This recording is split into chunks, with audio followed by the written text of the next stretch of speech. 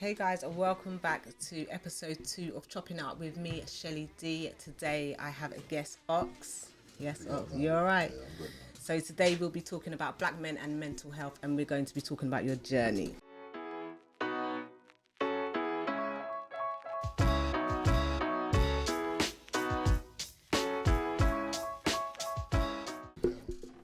So tell us a bit about there was an incident that happened in an event and you got shot. Yeah. So tell us a bit about that. It was back in 2006. I was basically kind of co-managing a group called YBM, Young Blood Militia, and we had a show in Reading, and it was a show that had like loads of like up-and-coming acts like Gigs, Gets, Mike GLC, like loads of like up-and-coming artists was there, and basically halfway through the night, we just got into a madness with some people that was at the event because they was basically trying to bully some of the members of the group. Because at the time, Channel U was proper popping at the time. Okay, yeah. And we had loads of videos on Channel U. So these kids in the group, they were well-known faces. So some of the youths, they were from an estate in Peckham called YBM. Okay, I've heard of it. The group's called YBM. Our group Okay, called right. YBM. So I think maybe they was just trying to test the waters to see if these youths are really about their bars, what they spit in their tunes and that. So these Peckham youths, one of them barged one of the members of the group, and I was standing by the bar like maybe like 10 meters away, but I could see the team was gonna go mad. So I've gone over just to dissolve it and just say, right, we're here for music, like just end all this. But then that just got out of hand in terms of when you're in a club and there's music, when you see a interaction, you might think it's on. So other people came over, right, what you doing? Do you know where we're from? Like, right. And that spiraled into a big argument and it turned into a fight. Because one of them tried to punch me and turned into a mad fight. And man just kind of just bruised up these youths real quickly. But what ended up happening, they've left the club and they've come back in, one of them in particular with a strap. And he's basically just got into a madness trying to, like, I don't know what he tried to do, but I basically tried to stop him before he actually pulled his thing out. And it just went all mad. We was fighting with the strap and he basically just shot me multiple times. So that's how I got shot. Man. Yeah, man. And I literally died on the floor, but they brought me back to life. And, just kind of like, obviously there was no revenge, there was no repercussions. I decided to leave that alone still. Yeah. So, but how did that play on your mental? It was tough. It was not tough. going out to get them back, but then having been shot 4 or 5 times. Yeah, it was tough, man. It was tough, and I think it's a lot of things work out how God wants them to work out. Because while I was in hospital, like, I was born in Nigeria. Okay. Yeah, and I hold that dear. Like, I love I love where I'm from, and I hold it dear. It's what makes me who I am. So while I was in hospital, like a day after being shot in hospital, still with tubes and all that, one of my brethren that came to the hospital, he's told me the youth that shot me has rang one of my next brethrens and gone mad saying, bro, do you know some guy called Ox from Bush? Like, we had a madness, a man shot him and and we didn't mean to, he was just mad, he went having it and so straight away within the first day or two, I'm knowing exactly who shot me. Who done do you know what I'm it, saying? Like, and I know he's a little Nigerian youth, so I'm not gonna go look for this youth. Do you know what I'm saying? Like, that's the first thing that's coming into my mind. Yeah. But also, I come from where I come from, innit? You don't touch man and don't get touched. And don't, where I come from. yeah. You see what I'm saying? So it was a battle, but at the same time, loads of things fell into place to make it a simple decision to make. Like, my sister knows the youth's mum. Yeah, so it's hard. Do you see what I'm saying? Yeah, like, it's hard. It just gets too political. Yeah, it got mad. Like, my sister lives in South London and she's a big part of the Nigerian community over there. So I'm getting phone calls from one of my other sisters saying, I don't know how to tell you this, but Florence knows this woman, and the woman's saying her son didn't. It just got mad and muddy. Where, I'll be honest with you, if I tried to do anything like seek revenge, I wouldn't be here talking to you right here, right now. Do you know what I'm saying? I wouldn't have a daughter. I wouldn't have all the success that's building in my life. For I you, wouldn't have it. Like, so when yeah. I look back now, it was a tough decision, but it was the right decision. And me going and looking for a youth that I don't know. I never saw this youth before the day, before the night this happened to me. I'd never seen you before. Yeah. So I'm not a stupid boy, so I'm going to go strap up, get my squad. I'm big in West London. A lot of people know me. Yeah. So if I'm going to war in South, that's going to be a war with West and South. Yeah, 100%. Because it won't stop. Yeah, the people 100%. I know, it won't stop. People are going to die. Yeah. So how did you make peace with it though? How did you really I'm still making peace with it now, Okay. to tell you the truth, because it was, like I said, I got a lot of things that I look back on that makes it easier to deal with, like my daughter, like meeting my mum. I met my mum in 2009. Oh wow! 3 years after I got shot. I wouldn't have met her if I went and done a mad thing. Because my mind would have been elsewhere. I wouldn't be thinking of my mum. I wouldn't be thinking of family and thinking of love.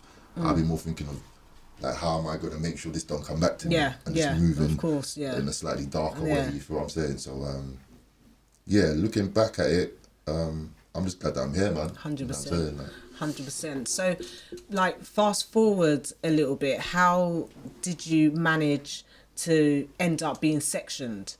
Like I say, how did I manage to do it? I think it's because I just didn't have an understanding of what happened to me, and I never had no support. So you feel like, with everything that you went through, the trauma of being shot, not seeking revenge, having to actually try and just sit back and just get on with it, played a big part of it. Because I think when it comes to trauma, there's a physical side of trauma. So I've got scars that got stitches, I've got bullet holes that got healed.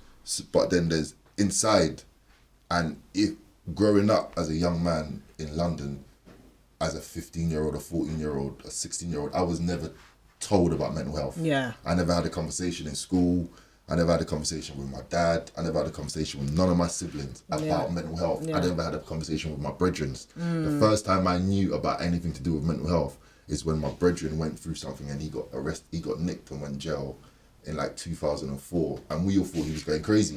We just thought, right, my man's getting a bit mad, because he was just saying and doing wild stuff, but we belittled it because we didn't have understanding. You didn't understand it. So when I was feeling a lot of rage, it was probably like 2010, about 6 months after my daughter was born. Things was just going wild. They was just going wild. I was just getting really angry, and now I know anger's like one of the biggest things in PTSD. But I didn't know. So I would just be angry, I'd be crying. And at that time, I was selling a lot of skunk. So I was a heavy skunk smoker. Like from young, I was always a heavy skunk smoker. So that skunk smoking and the anger and the lack of sleep and the lack of not knowing. There was a stage I used to think if I slept, I would die. I wouldn't wake up. That's where I'd got to. With the lack of sleep and the confusion, I was scared to sleep, because I remember sitting there thinking to myself, right, if I sleep, I'm not going to wake up. If I sleep, I'm not going to wake up. So I wouldn't go sleep. So you're kind of sleep deprived this is as well. Your brain, all this is giving me a better understanding of your brain. Your brain is on a mission to rule you. Like there's a part of your brain that wants to rule you. Like, and that's why people meditate. That's why people do mindfulness and do all this stuff. It's to control the brain. Because your brain will tell you, you said you was going to do that thing yesterday. You ain't done it, man. You're lazy. You're shit. Do you get what I'm saying? Yeah, all these true. different stuff your brain does. You know what I'm saying? Like your brain does, and it's weird because you got your conscious and your subconscious. And if there's a battle up there with all that, someone's going to walk down the road and you're going to look at them and say they're mad. They're talking to themselves. It's a conflict. It's a conflict of your consciousness and your subconscious. So when you have PTSD and you have like a really traumatic thing happen to you, your brain has to adjust to it all the same way your body has to adjust to recover. And I just never had an understanding of that at all. So that's where I ended up. I was actually sectioned in 2010 and in 2014, and it's just literally, I refused for that to be how my story was going to be told. Ends. So that was my motivation. Do you get what I'm saying? Like, and I just never stopped working. From the day I got sectioned to today, I just haven't stopped working on myself. Like, Because I remember we had a conversation last year, and we were talking about the young people and them not knowing how to express their self. And I guess it's a thing where growing up in black households, you don't communicate like that. No. Do you know, you can't go and tell your mum or your dad like, oh, I'm kind of feeling a bit. They're like, what are you talking about? Fix up. Do you know what I'm saying? So, you know, when it comes to the young people, this is why we do this. Do you know what I mean? This is why I bring people on the show like yourself to, this is real life. This is life. This is what we go through. Do you know what I mean? No, it's okay. The stats are like 1 in 4. Is it 1 in 4? Something like 1 in 4 of you, you and your friends, one of you is going to go through mental health issues. 1 in 4. So if you're rolling with your brethren and there's 5 of you or there's 8 of you, 2 of you at some point in you lot growing up is maybe not get sectioned, but you're gonna go through like some mighty depression. Yeah. Because that's just how life works. Yeah. And if nobody don't tell you when it happened, like told you before that time comes along, when it comes, like I remember sitting in my car on the roof of my car crying, bawling, like. And I had like 3 of my brethren with me, and we just drove from North London, cool, calm in the car, and all it took was one tune. I remember the tune played as I was parking up, and I just started bawling, but I didn't know why. I had no idea, and then I'm sitting there confused. So there's a lot of confusion when it comes to this whole mental health stuff, if you've not had any guidance on it. And most people, nobody don't want to talk about madness. Nobody don't want to talk about. Like I had my brethren the other day going through something. He come to stay at my yard for like 4 days. He hadn't slept for 3 days. He's having baby mama dramas, with his mum because he shouldn't really be living at home, and none of his family understood. So he come to stay at my yard for 4 days. His mum's ringing me, thanking me. His sister's ringing me, thanking me, because they didn't know what to do. All they're seeing is this brer looking loopy. But when I've come to check him, he spoke for 5 minutes. I know what's wrong, fam. You're not sleeping. You're agitated and you're wilding, fam. You need to sleep and you need to stop letting your brain suggest things that aren't true. Because that's what your brain will do. It will suggest things that aren't real. But it will make them seem real. To you. And if you ain't got no you see this thing, free will, that's something that God gave us, When they say someone's mad, their free will's gone. So literally, all right, so I might be here sitting here with you, like there's camera people here, we're here. A thought might come in my mind, while I'm going through this depression thing, or this mental health thing. The thought might be, someone's breaking into your car right now, I will jump up from this chair because I don't have nothing to tell me, right, no, they're not, you locked it, it's right there, there's cameras everywhere, it's fine. Like, you locked your car, no one's broken in. But that's filter. You can filter your thoughts. But when you're in that place, there's no filter. So every thought seems real. That's why you see people running down the road naked and they're scratching their skin. It's because something's told them in their brain, oh, you got ants all over your body. You got ants all over your body.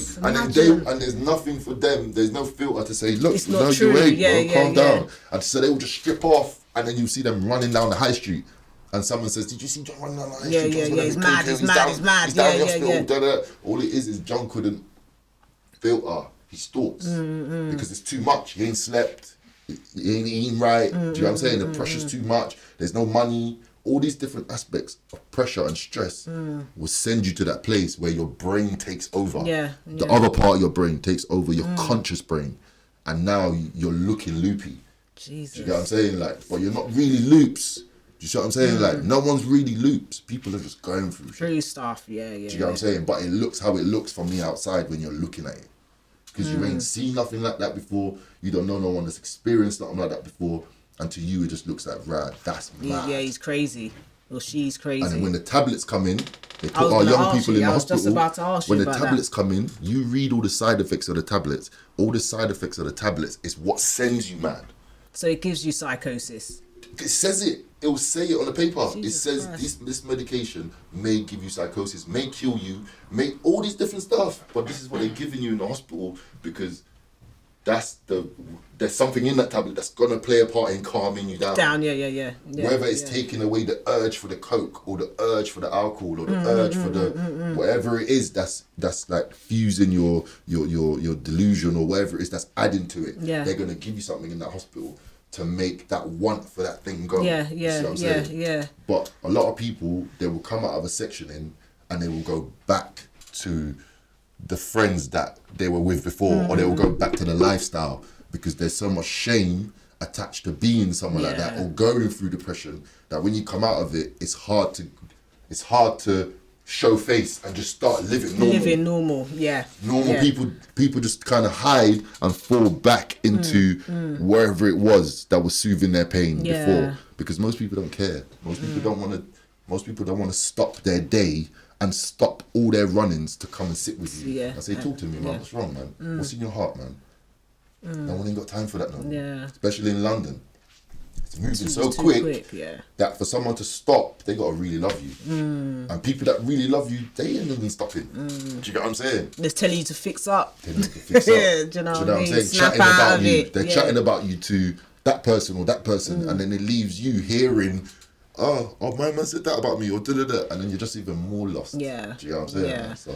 So when you was in the hospital, did you have to take medication? Yeah. The first time I was in the hospital, I was actually injected by force because Jesus. when I first got in there, I'm saying, nah, this ain't real. That's a part of the psychosis. I'm saying, nah, this can't be real. Like my dad wouldn't sign a piece of paper for me to be in there. Yeah. But my dad and my brother both did for me to be in the hospital. But you're telling yourself, nah, this No, ain't they could real. never. Nah, no way, like. And you're looking around, you're seeing people that actually look loops. Yeah, you're like, I shouldn't be here. Yeah. You got man stripping naked, jumping on the TV. You got man just doing madness, getting locked up in the you know, they got like a box that they put you if you're acting too wild. So you see man get dashed in there. You're sitting there, you've been in there for a day. You're thinking, no, I'm not meant to be in there. Yeah, you know what I'm saying? And then when you're refusing, right, no, I'm not taking no meds, like, so I can end up like him. Drag you in that room and lock the door and give you this injection in your bum. Yeah. Do you know what I'm saying? And then but the one thing that saved me, I'm a listener and I'm a person that, if I go to a gym and I see an exercise that this bro's doing, I will lock it in. And when I come gym next time, I'm going to adapt to my routine. Yeah. So as soon as I got in there, some of the older guys, older black men, they told me, right, yeah, the medication is this, is that, but what you do when you take the meds, go straight and exercise. Go and sweat, exercise so you can sweat. And I think all this got rid of the negative part of the drugs that they were giving right. You see what I'm saying? So there was bare little thing, and I kept active. I'd be playing table tennis. That's what I was just about to say. Stuff. So I never stayed zoned out. No, I kept it busy, and I had 1 million people coming to visit me, and all of that played a role in helping me just know that there's a light there, and I just went on giving up. I'm not a give up type of person. All of that helped. How did from the first time you've been set, how did you manage to get back there though? Okay, so the 2010 I'm sectioned, I've come out, like I said, I didn't have no support. Because what happens is, when you come out of the hospital, there's a crisis team, that's what they called you, a local crisis team for your neighbourhood or wherever it is, and they're gonna come and be visiting you at your yard, giving you your meds, making sure you're all right. Yeah. And then at the end of a period, they're gonna help you into housing. Okay. Yeah, this is how it works, supposedly. So I've got home after the sectioning now. I'm about a week out of there. Everything just seems mad surreal. Everything just seems superimposed because you're on these pills and everything's just like... Yeah. And then me and my girl at the time, we're going online and looking at all these, because I never had a phone in the hospital. Yeah, so I had no internet. So when I've been in home, I'm looking at these tablets, putting a name in. The things I saw, the list of stuff I saw, like the side effects of all these pills and all this stuff, I said to myself, no, I can't take this no more. So I told the dude when they come in the morning, come in the evening. I said, right now, I'm not even doing this anymore. I'm not interested in taking the pills. So he started laughing, some fat white man. He was like, oh, so it seems as if, like, it was all made up then. It seems as if, like, there was nothing wrong with you. And okay, I guess there was nothing wrong with you. And he left, And as soon as he left, they cut off contact. There was no more visit. There was no more flat. Just locked you off. They just locked me off. And then I just went back to my life, just trying to survive, just trying to make ends meet and And bit by bit, I'm building back up. Remember, I've got a daughter. I'm back seeing her. Like everybody that didn't trust me before. I'm trusted again now. I've been giving my daughter. Had no therapy after coming out of that sectioning. And then 2014, I think 2013, I did Bound to Blow Volume 3. Okay. Yeah? A new series, yeah? I got on with it, did it all, and I'm working. These times I'm working at UPS. I'm doing my thing, yeah? And then I quit my job at UPS to focus more on Bound to Blow full time. So I'm doing that. And then at the end of Bound to Blow, towards the end of like 2013, 2014, I felt that energy coming again. Okay. Like I was angry again all the time. I wasn't sleeping well. And literally I went through a period of 3 nights where I was pressing up the DVDs and putting the case in. And I didn't sleep because it was just me and one next man was doing it, and it was 1,000 CDs, DVDs. So I didn't sleep. All of a sudden, I'm having trippy shit happening. Like, just trippy shit. I couldn't even get into it to explain to you. Just weird shit. That whole stuff about your brain. Your subconscious just basically trying to take over again. And I just remember the anger and the rage. For me, it was the rage. And I just couldn't understand why I was so angry. I was snapping at my brethrens. I was snapping. I was wiling. And then one day, it all just came to a head. My brethren come to my yard because supposedly my sisters rang one of my friends to say, come and see him because his behaviour is just weird. He keeps on praying. And I was just doing weird shit. I was over praying. I was wiling. It was deep. I probably just needed sleep. That's probably what I needed. You know what I'm saying? Yeah. But in my mind, I was just confused, man, and angry. And I remember having this big argument with my brethren, and it kicked off from upstairs in my room to downstairs to outside. And by the time I got outside, the nurses from the hospital were outside. So someone already called them. So when I saw them, it tripped me out even more, and I knew the woman's face because I remember you from the hospital. I went loops. I told you I went loops. Like, it didn't hurt anyone. Yeah. But I just went loops. I remember throwing things, throwing the bin from outside, that's just wilding. And I remember the police just dragged me, put me in a van, took me to the hospital in Brentford.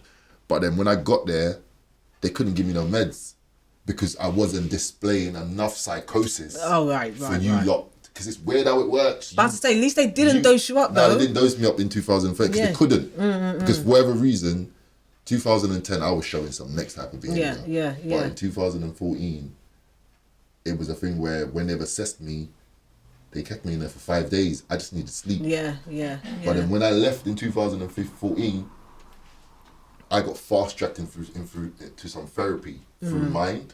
Okay, right, I know Mind, yeah. So through Mind, I got housing, yeah. It took a while, took like 9 months to a year. I got housing. And then the most important thing is I got therapy, but proper therapy, in the same place where I got sectioned the first time in 2010 in Charing Cross. So that means, so when you was there the first time, they could have given you therapy there. They should have done it then.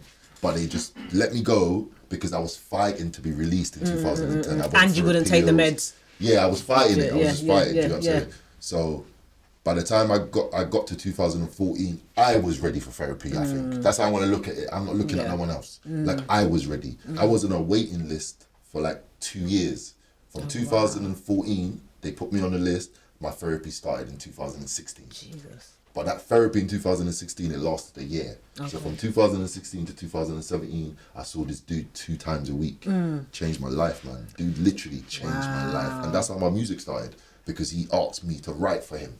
Okay, yeah. Because they get to know everything about you. They ask you so many questions, and you get to know your hobbies and get to know what makes you tick. You know what I'm saying? So he asked me to write something for him. I didn't even have to because I had it written already. I had this song called Make It Right, but it wasn't a song yet. It was just 2 verses, but it was just long. I'd written all this stuff. Do you know what I'm saying? And I talked about being sectioned in it. So when I'm reading it to him, it blew him away. This Irish guy, like white Irish man, amazing man. Love that dude to this day. Like you changed my life. Do change my life differently, because it's almost like you feel saved. Like, do you know what I mean? He made me understand that the one thing people need to understand, you see emotions, emotions are just emotions. They're all right to feel them.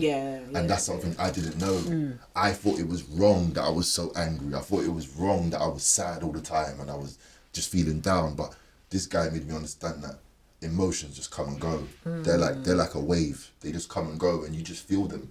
If you're happy, you don't question why you're happy. Why you're happy, If you're laughing, you don't say, why am I laughing? Like, I shouldn't be laughing. This is mad.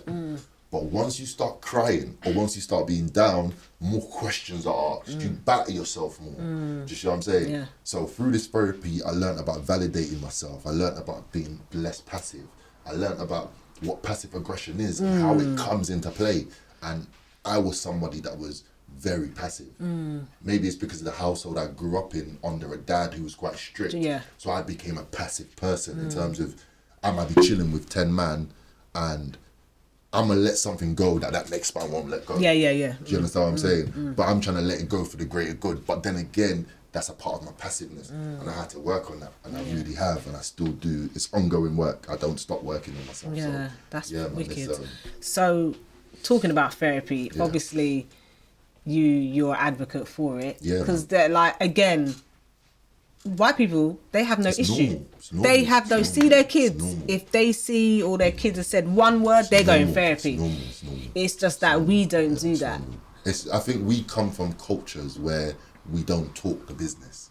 So it's a thing where you might be growing up in a household and you don't go outside and be chatting our business. That's right. What you hear in the house stays in the house. Don't come out the house and you're going and chat. Even in school, don't be going and telling your teacher I didn't know. So we get a mentality of we keep everything in-house. But when you keep everything in-house, that's when it falls apart, there's no support because you didn't tell anyone this was going on. Do you get what I'm saying? And like you said, with white people are more comfortable in their skin in terms of, because I went therapy and I got counselling, it don't make me less of a person. It's just I had an issue and it got resolved, it got processed. But with black people, we've got this thing about showing face and about what other people think of us. And that's been my number one saviour. I don't care what no one thinks of me. All I care about is what I think of me and what God thinks of me. And as far as I can stay on that, everyone else will fall into place. You know what I'm saying? But I guess it took me a long time to learn that.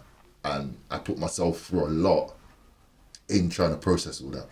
Do you know what I'm saying? But I won't take none of it back because everything that I went through and everything that happened, it was for a greater good. Yeah. And if I had to go through that for what's about to happen, I'll go through it again. You know what I'm saying? Because what's about to happen is grand and it's amazing and it's beautiful. So it's So you put obviously all that you've experienced in your journey into your music. Yeah, I try to put it into the music. I don't want to just flood it with depression. Do you know what I'm saying? No, I try to show that, like, look, this is me here now. Look at all the stuff I've been through. And if I can stand here now with you and offer you this music and offer you this vibe, this sort of vibration. If I can offer you this vibration and uplift you with what I say, with what you hear with these records, if I can do that and I've been through that, like, and look at that will, like, come on, man, like, whatever it is that's like dragging you down right now, just look at it in the mirror, look at it dead in the eye and just tell it you ain't gonna quit and get through.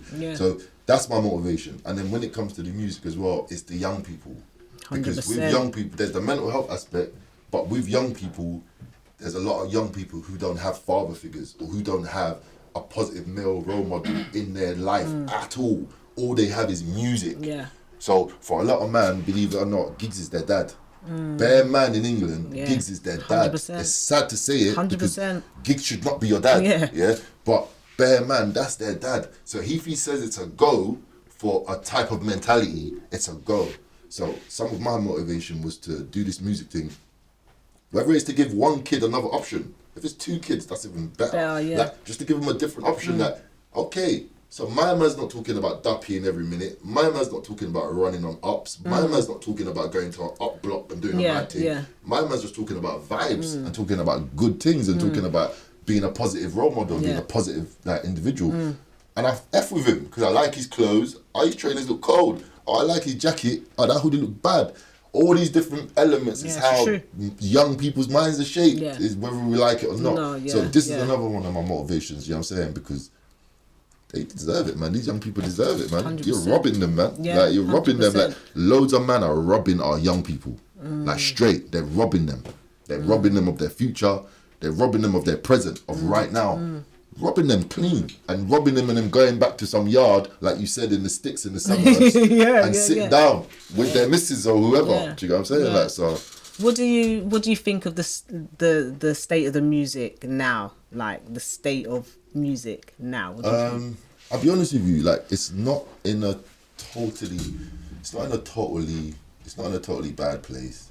It's just not where I thought it would be. Like when we started Bound to Blow, like 2004, 2005, there was only one person that I could really say was big, and that was Dizzy.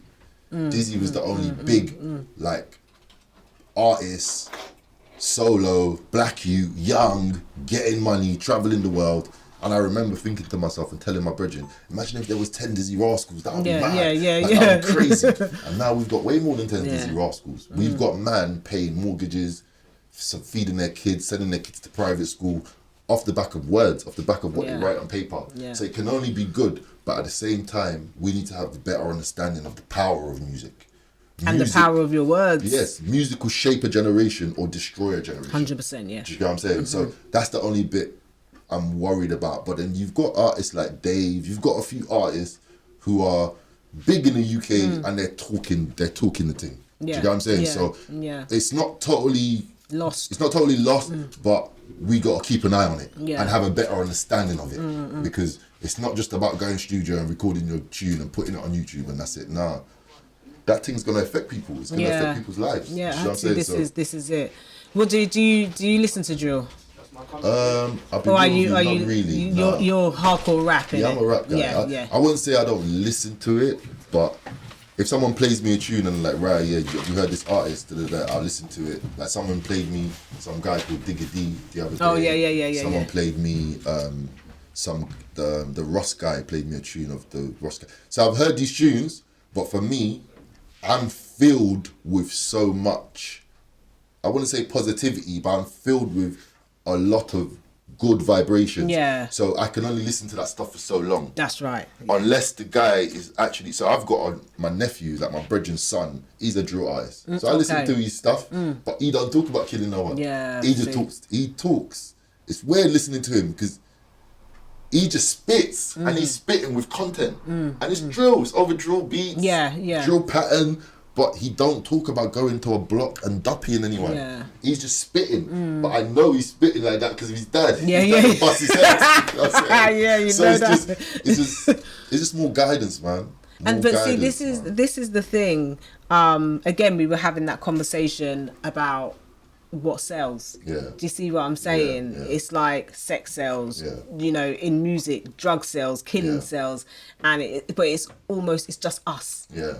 You don't get white albums, and you get the rock stuff. You got the rock stuff. That's kind of hell music, and that's clearly that's clearly in a certain genre for them.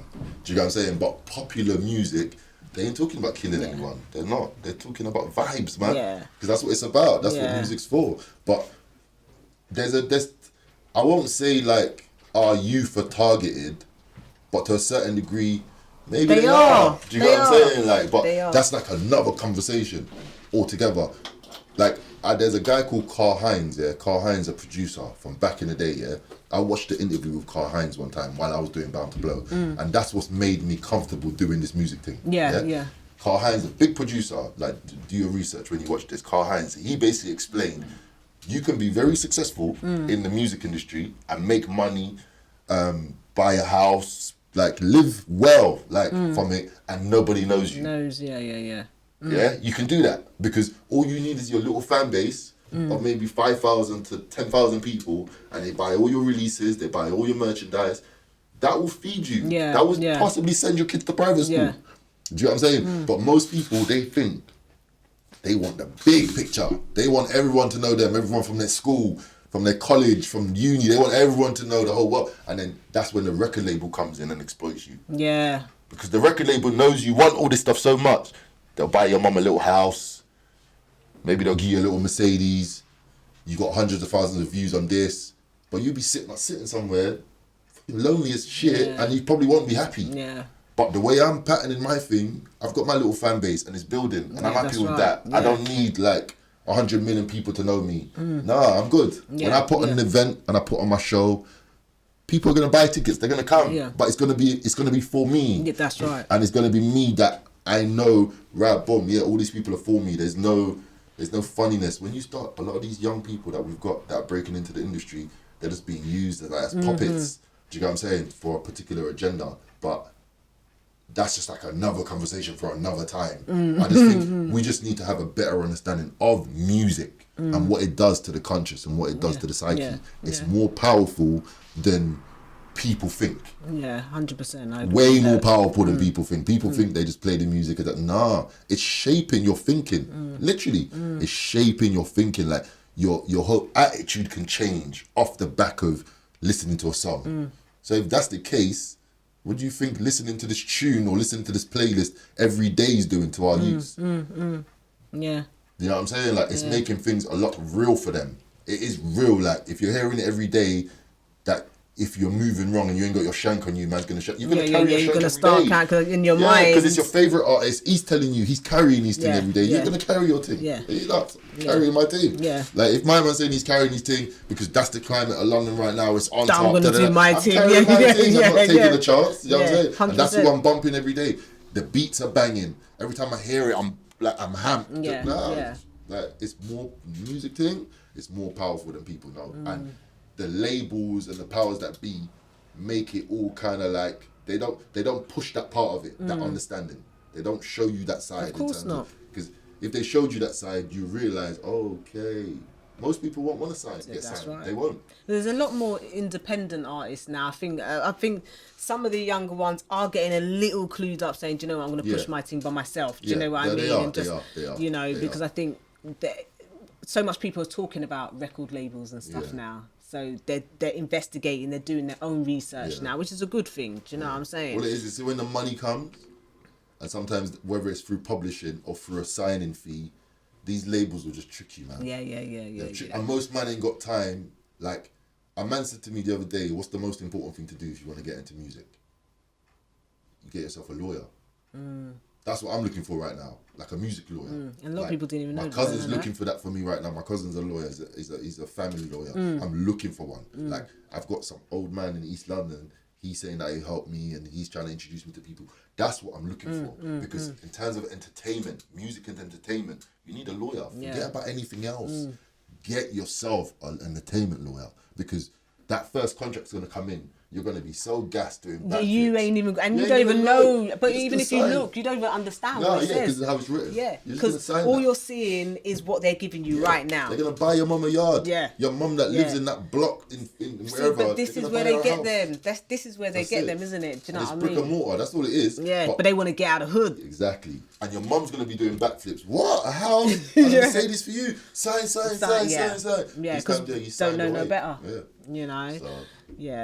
So what you got dropping tomorrow? What's going on tomorrow? I've got this video dropping called Vibe to the Music. I'm really excited about this one. It's produced by my guy Pro Beats. He's the guy that produced Trill and produced most of my stuff. And it drops tomorrow, and it's kind of like, it's a personal song, this song, because it's on my mixtape, but out of the songs on there, this is probably one of the most personal ones in terms of like, it's a jumpy beat, so it's not no depressed. Yeah. It's just I touch on the sectioning, I touch on the shooting, I touch on Nigeria, I touch on my brothers, because I've lost like 2 brothers in Nigeria, like they passed away like in the last 3-4 years, so like I speak on them a bit, and when I listen back to it, that's Ox Monica's son, that's me, that's you. Do you know what I'm saying? Like, so like I'm looking forward to people seeing this one still. So it's just, I've got loads of videos coming, I've got loads of visuals coming, got loads of like, as soon as this lockdown thing is finished in any way, shape or form, I'm doing my first show.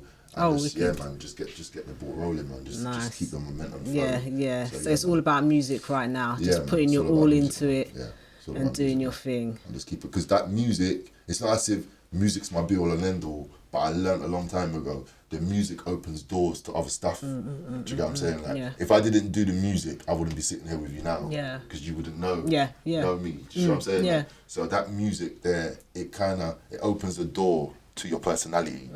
So through that music now, you know I got sectioned. You know I got shot. You know I survived those things, and I'm trying to be positive about it. You heard it in the music first. Yeah. Before you got to speak to me. Yeah, that's what I'm saying. So the music, it's a doorway to all loads of stuff, man. Like, in an ideal world, I want to shoot films. I want to be sitting in a movie lot all day, all year, making movies. That's my goal. You see what I'm saying? But I need to get there somehow. Yeah. You see what I'm and saying? you start. This is the start. This is the start. Like, I thank you so much for coming and sitting down with me. It's been wicked, man. It's been a pleasure, man. Do you know what I mean? We'll see more of you, man. No, definitely. It's love, man. Definitely. Thank you so much. So, until next time, subscribe, comment, like, and we'll be back here next time. Big up, on man. Chopping It Up, where we make change through conversation. Love.